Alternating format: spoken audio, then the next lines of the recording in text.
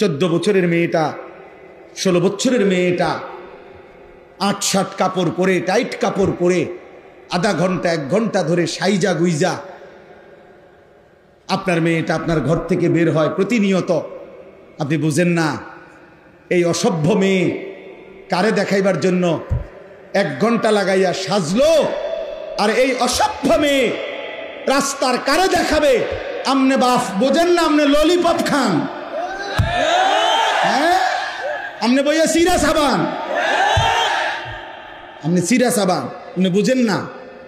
আমনের বেডি 1 ঘন্টা লাগাইয়া সাইজা, টাকা আমনের, কাপড় আমনের, মেকআপ আমনের, পাউডার আমনের, ফেয়ার এন্ড লাভলি আমনের, টাকা সব আমনের, রংসায় অটো ড্রাইভার, রংসায় সিএনজি ড্রাইভার, রংসায় রাস্তায় খাড়াইয়া মুতে এমন অসভ্য বখাটে দুশ্চরিত্র যুবক আপনার বেটিরে দেখে আর টিটকারি মারে। এই মুসলমান এত বড় বেগায়রত আত্মমর্যাদাহীন কেমনে হইলি বাপ বেটা? তুমি কোন পুরুষ না?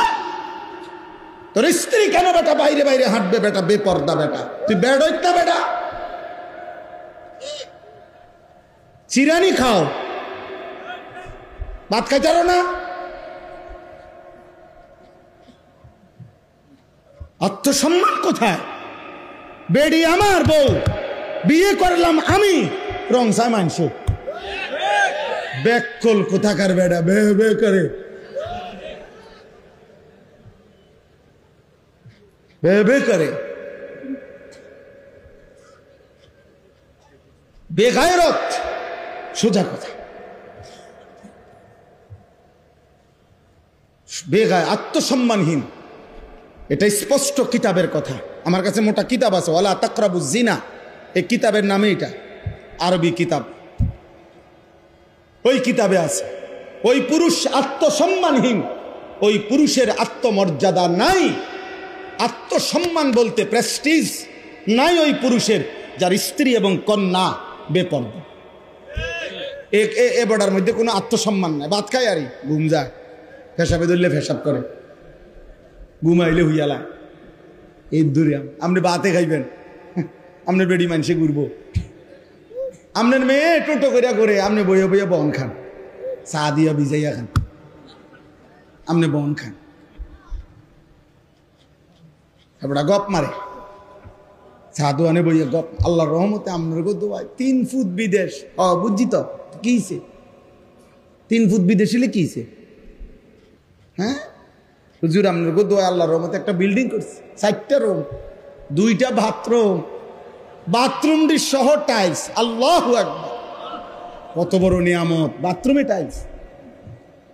ওনার পূর্বপুরুষ মাটিতে পেশাব করত, আল্লাহর দয়ায় এখন উনি টাইলসে মুতে। আল্লাহু আকবার, আল্লাহ কামিয়াব।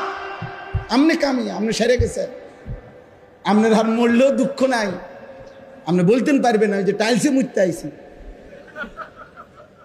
মুসলমান কি শুনাইলেন, কি শুনাইলেন মুসলমান? এটা নিয়ে একজন ইমানদারের বলার বিষয়। টাইলস নিয়ে মুসলমান বলবার কথা বিষয় বলেন।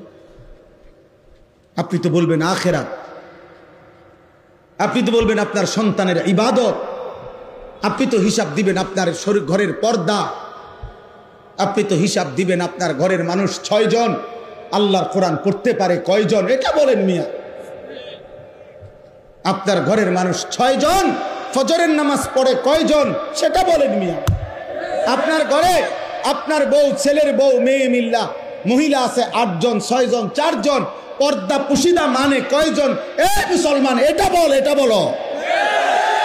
ভাতের হিসাব দিও না, টাইলস মাইজ দেখাইও না, এটি কিত্তা কও, এগুলা বলো কেন? আত্মমর্যাদা চাই।